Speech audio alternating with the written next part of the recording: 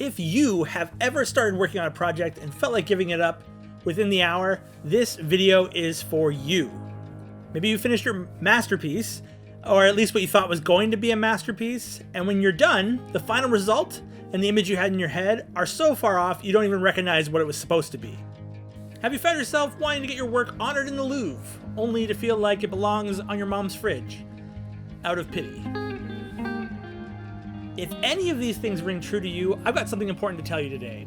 You are not alone. We've all felt that way. I think one of the most important sculptures I ever made was of Elsa from Frozen. She's bold, that passionate leader of Arendelle. She's fierce, iconic, and inspiring to many people.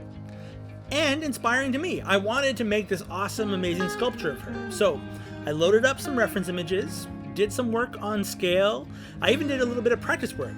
I threw on Frozen 2, and I heard the call. And it wasn't exactly what I thought it would be. You put it alongside Elsa, and yeah, it's kinda Elsa. From a distance, when you squint. Under those very specific conditions, this is exactly what I wanted the statue to look like. I won't get into why the statue doesn't live up to my expectations,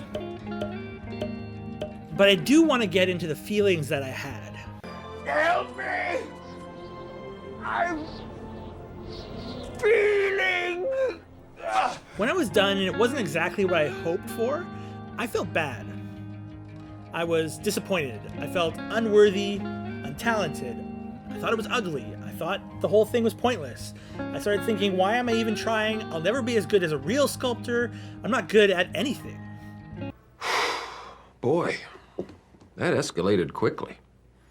I mean, that really got out of hand fast. The looming sense I got was that because what I had made didn't work out the way I wanted it to, then maybe I'm just not cut out to do this. And I'm willing to bet most people watching this, no matter what your skill level is, probably feel the same way about their work from time to time, or all the time. Now here's the funny thing. For me, this was my hobby.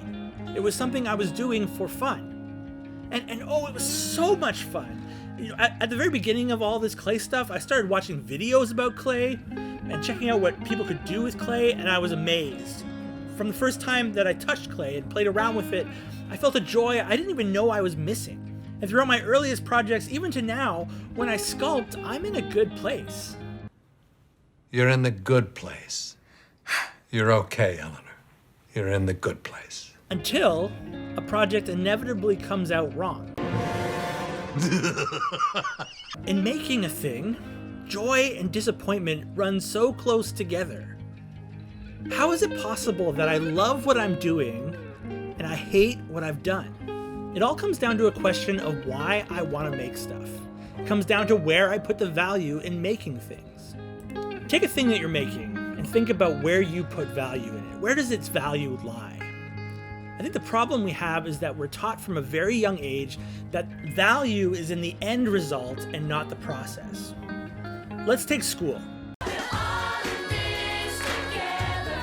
Actually, I was thinking about what mattered most in school, which was grades. The grades are really all that seemed to matter. Suddenly, a dark cloud settled over first period. I got a C in debate? Now, if you were naturally suited to the school system, you probably swiftly did the work, got it done fast, and got reasonable grades for it. And if you were not as naturally fitting to school, you probably put in a lot of effort into the work, and maybe got reasonable grades for it. With these two people, they may get exactly the same grade, regardless of how much work they put into it. The end results matched, but there was an imbalance in the amount of work that they did. So ultimately, we learn that the value of an assignment comes from the end. Now, we jump over to the cool new hobby of making things, and we run into a problem. The process is fun and engaging, and the end result sometimes, or maybe even all the time, sucks. This is what you were trying to make. Let's see what you did. Oh, girl! It sometimes leaves me thinking, I enjoyed every minute of making a thing, but who cares because the result is meh. And this kind of thinking is wrong. Ask yourself honestly, why do I make things? And where is the value in what I'm doing? See, there's a risk that you might be putting too much value on the end of your work and not the process of working itself. Because if making things is your hobby, be it painting, sculpting, kit bashing, constructing elaborate dioramas that are both historically accurate and edible, whatever your thing is, whatever you like to do, you need to know the very act of doing it, of making a thing, this is where the value lies. So if you're happy making something and unhappy with what you've made, that's okay. Let me say that again because I think it's really important. If you're happy making something and unhappy with what you made, that's okay. Because guess what? You have the opportunity to make it again. You have the time and space to try again or to try something new. You can always return to the process of making and have fun there. That is simply enough. I'm still worthy. So here's my advice. Love making things. And if you don't like the end result, that's perfectly fine. Because the thing that you love is not the end. It's the process of making, of doing that thing that you love. That's what's most important. So no matter the end result, good or bad, I think it's okay to just move on. To go back to what you love. And for the things that you don't love, it's okay to just... Have you had a project that you loved making but didn't love the end results? I would love to hear your story in the comments below because I think we all need to hear those stories again and again and again. So tell me that story in the comments below. Share it with your fellow makers. I think that'd be awesome.